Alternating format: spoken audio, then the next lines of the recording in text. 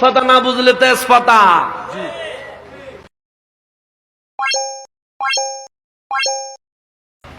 কে লেখছে এটা? আমি লিখছি। কসম কোরআনে আছে? জিও। আপনি কোরআন শরীফ বুঝেননি? আমি কোরআন শরীফ কইলেই বুঝুন। কইলেই বুঝবেন? আলহামদুলিল্লাহ। ওয়া ওয়া ওয়া। হ্যাঁ, এই ওয়ার অর্থটা কি? ওয়া। হ্যাঁ এই ওয়া। হ্যাঁ, এই ওয়ার অর্থ কি? ওয়ান না ওয়া। ওয়া। এই তাত্তা ওয়া। এই ওয়া বুঝে কেবল ওয়া। বুঝছেন?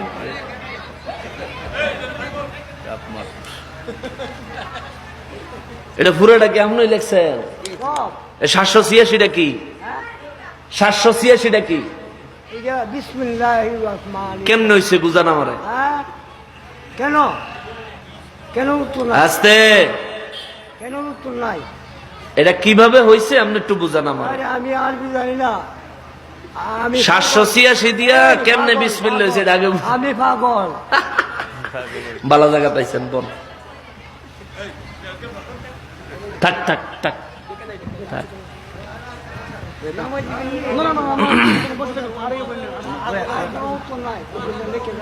নামাইয়েন না।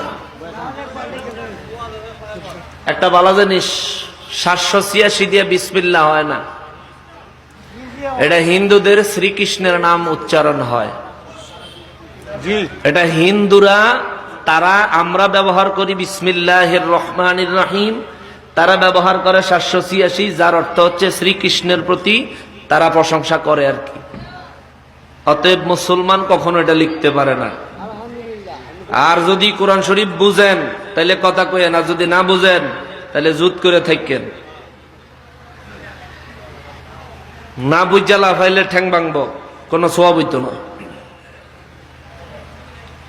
মুআজ্জাজ মুকাররাম। এরপরেও যদি কসমটা কোরআনে কইছে এটা যদি বুঝতেন চান, আইয়ানো আপনার একটু দেখেন, ফইরা ফোনা না মারে।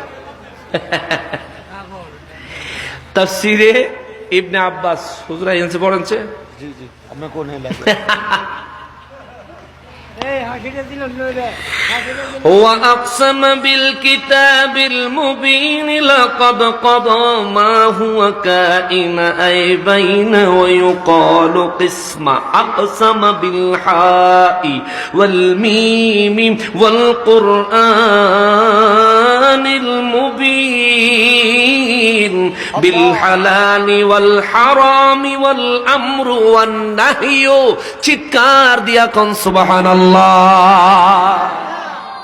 তাফসীরে ইবনে আব্বাস ওয়াল কিতাবিল মুবিনের তাফসীর এটাই করছে। ওয়া আকসামু বিল কিতাবিল মুবিন, এই সুস্পষ্ট কিতাবের কসম করছে আল্লাহ। লাকাদ কাদা মা হুয়া কাইনুন আয় বাইনা ওয়া ইউকালু কাসমা আকসামা বিল হাই ওয়াল মিমি ওয়াল কুরআনিল মুবিন। জোরে কোন সুবহানাল্লাহ। বুঝলে বুঝ পাতা, না বুঝলে তেজপাতা।